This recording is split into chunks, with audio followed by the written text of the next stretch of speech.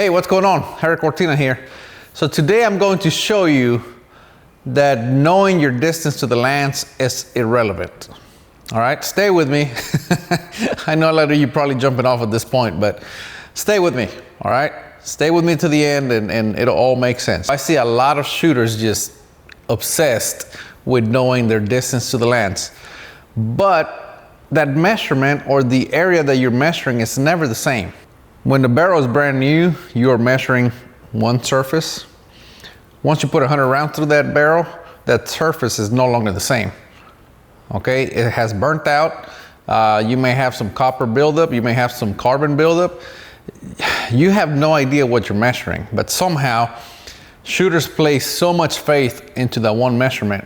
And not only that, they are measuring with equipment that is not very accurate for that very measurement that they're trying to get. So everything surrounding the distance to the lens, the entire system is very inaccurate in the sense of you cannot get a precise measurement.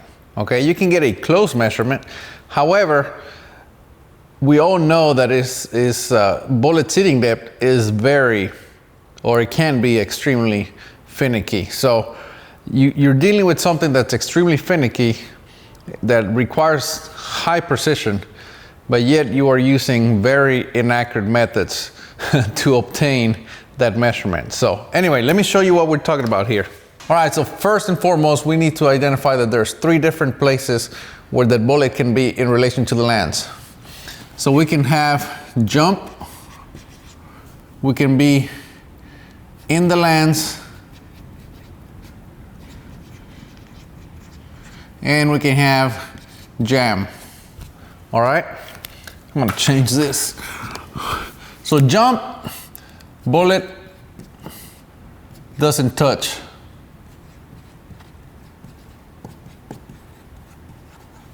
So when you have jump, that bullet is not touching anything. It's literally jumping into the lens, all right? In the lens, the bullet is contacting the barrel, okay? That's all it means, contact. And jam is the point where the bullet can no longer go inside the barrel, and if you set to this point or greater, you will stick your bullet in the barrel. Now jam is not a static place in your barrel. Jam is dependent on your neck tension.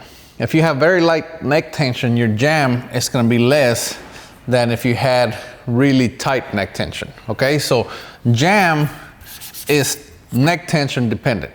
Okay, again, this is what makes all this kind of difficult and hard to understand, but I'm hoping that today I can explain to you exactly how all this works. Okay, so jam is the place where bullet, I'm just going to put bullet stuck. Okay, so out of all these 3, which is the one that you do not want to happen? Jam. All right, this is where you don't want to stick a bullet in the barrel. That's what everybody's afraid of.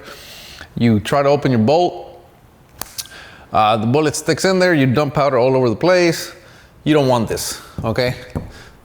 We know for a fact we don't want this, okay? These 2 are safe. It doesn't matter.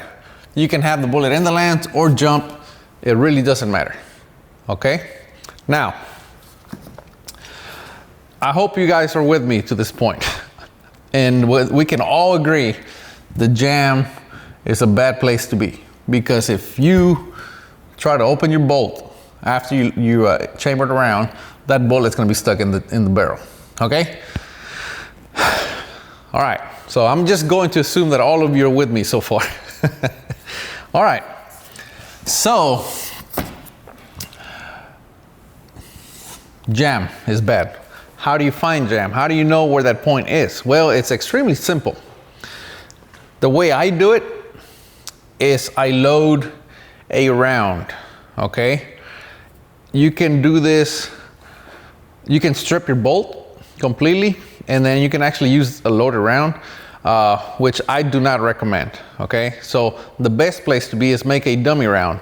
However, you must use a piece of brass that has been prepped the way you usually prep your brass, right? Remember, this is neck tension. I'm just gonna put NT dependent. Okay, so if you don't use a piece of brass that has been prepped the same as all your others, so you pretty much take a piece of brass from your regular brass, you see the bullet in it about 50 thousandths too long, and that's what you're gonna use, okay?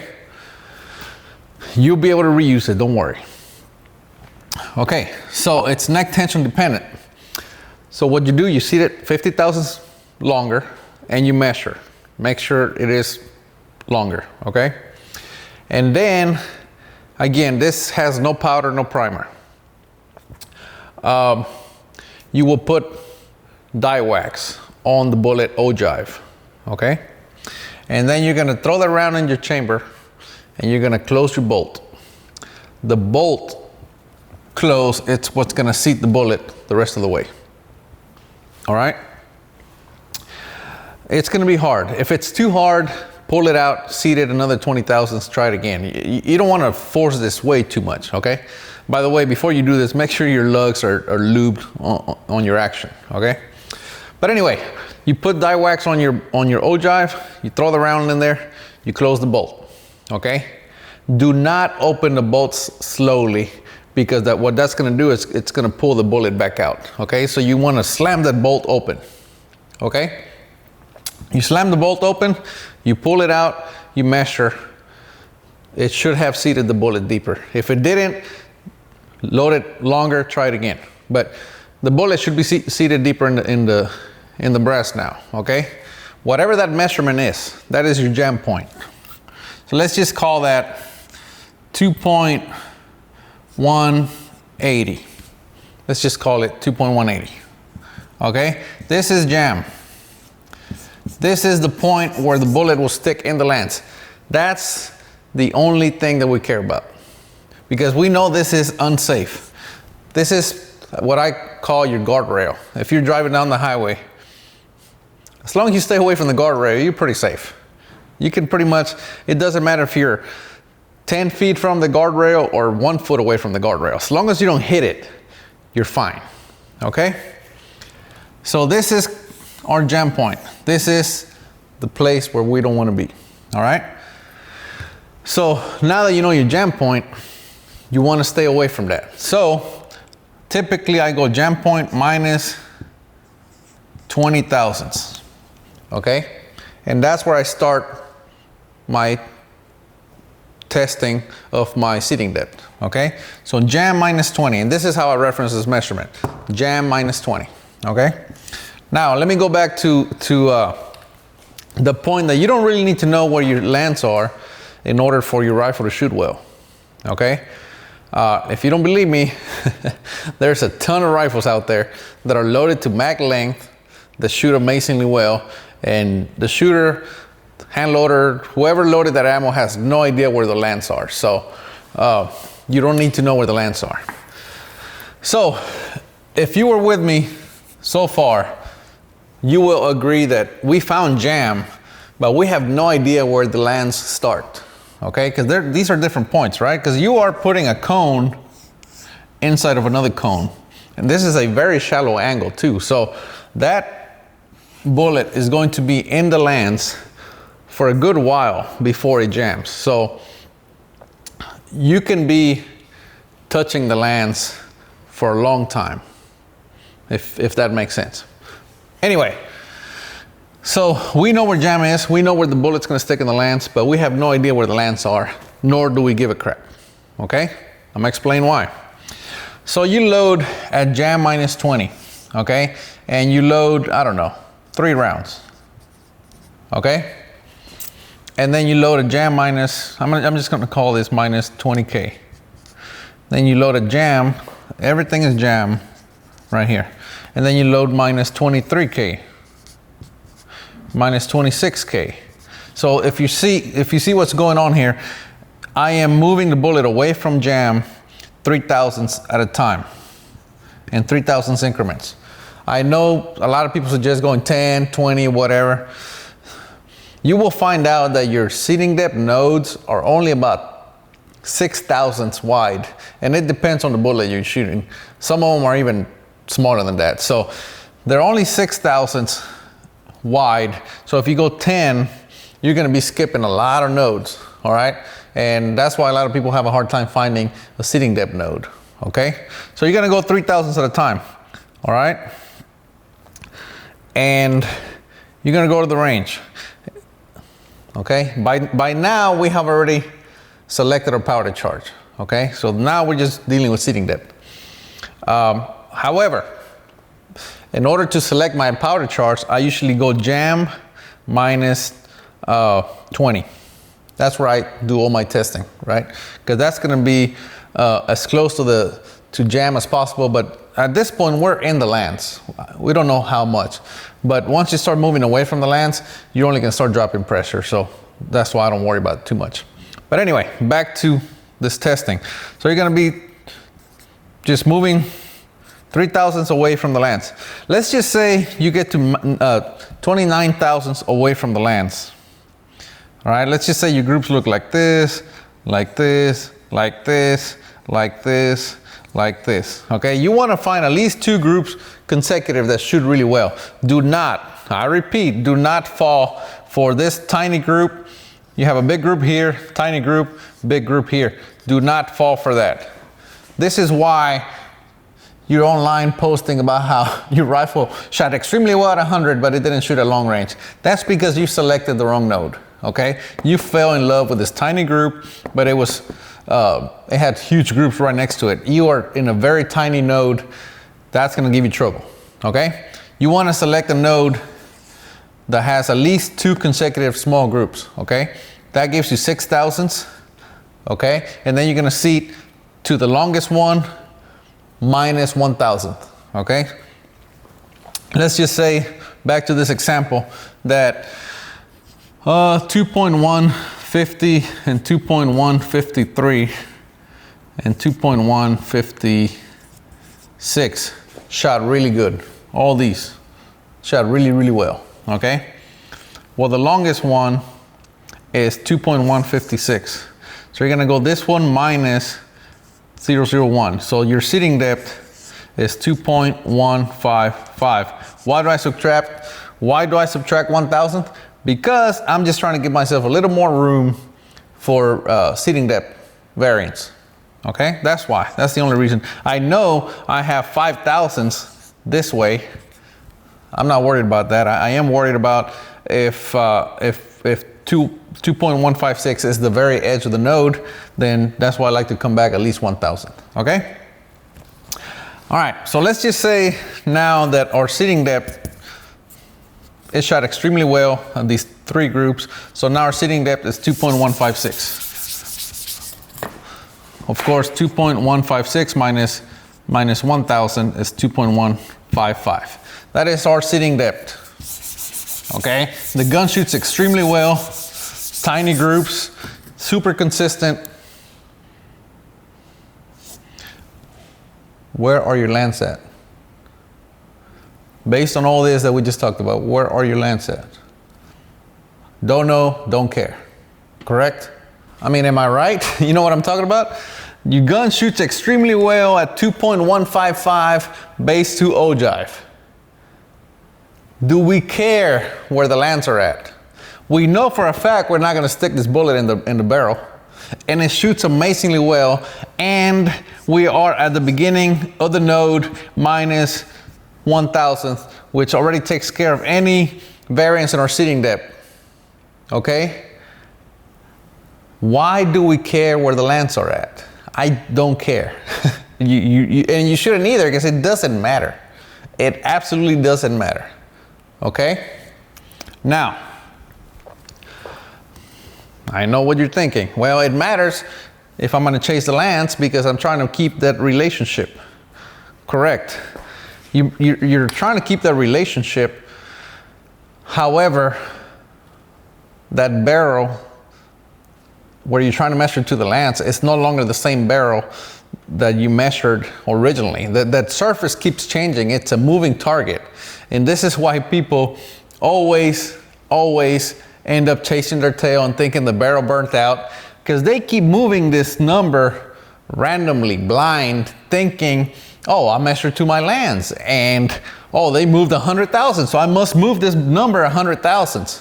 Well, guess what? Now you just took yourself out of the node. Now your rifle won't shoot. You're chasing your tail. You cannot comprehend why, because you're still, 20 thousandths off the lands. Well, it doesn't matter, because those lands don't look anywhere the same as they did when the barrel was new or when the barrel had 100 rounds. Now that it has 1,500 rounds, it looks nothing like it did when it had 100 rounds. So why are you guys and girls stuck on measuring the lands? Okay, so how do we keep the rifle in tune? It's extremely simple.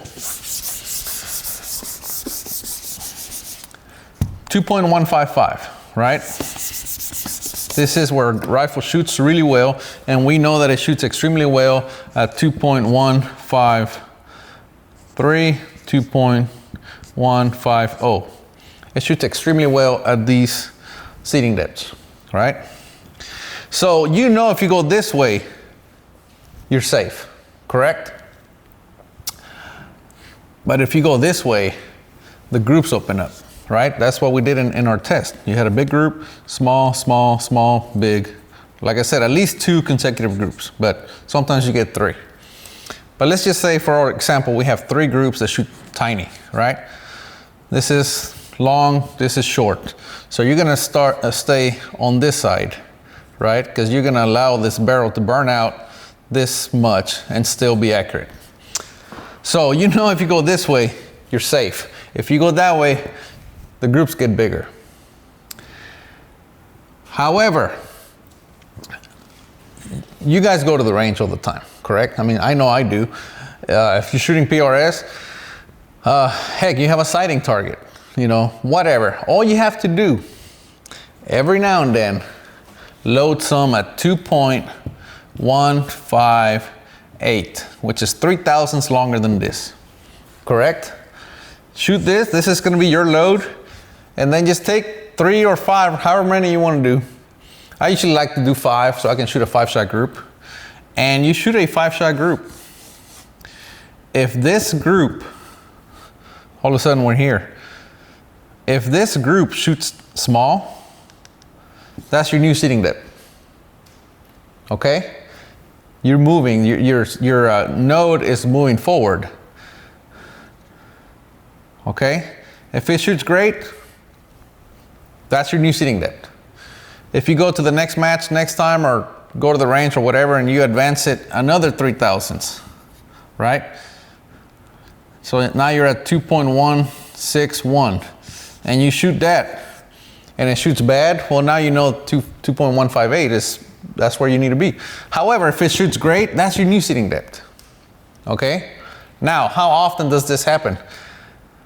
I've had barrels that I've never had to move my seating depth for the life of the barrel, and some that I've only had to move it 6 thousandths. I mean, I'm talking 2,000 rounds for F-class, and my PRS rifle went 3,000 rounds, and my seating depth only changed about 5 thousandths, 6 thousandths really, because I go in 3 thousandths increments, okay? If this makes sense to you, try it. Again, where are the lands at? I don't care. My rifle hammers. Why do I care where the lands are at? And people ask me this all the time online. How far away are you from the lands? And I tell them I don't know, and they get upset. They think I don't want to tell them. I really don't know, and I don't really care. Are you guys still with me? I hope you are. And I hope this makes sense, because you will never, ever again chase your tail with this system, because, again, you are getting an absolute result, which is your target. Your target's telling you whether you need to move or not. If your gun is hammering at this, and you have 1,500 rounds through that rifle or through that barrel, and this seating depth is still hammering, and if you go 3 thousandths longer, it's not, I don't give a crap how far the lands have moved. This hammers. That's all that matters, guys. That's all that matters. Okay? Anyway, I hope you guys found this helpful. I hope you guys noticed my t-shirt. There's a link in the description below if you guys want to get this t-shirt for yourself. Those of you that know who I am will absolutely get the joke. If you don't, I'm sorry. And if this offends you, even better. Anyway, thanks a lot, and I will see you guys next time. Take care.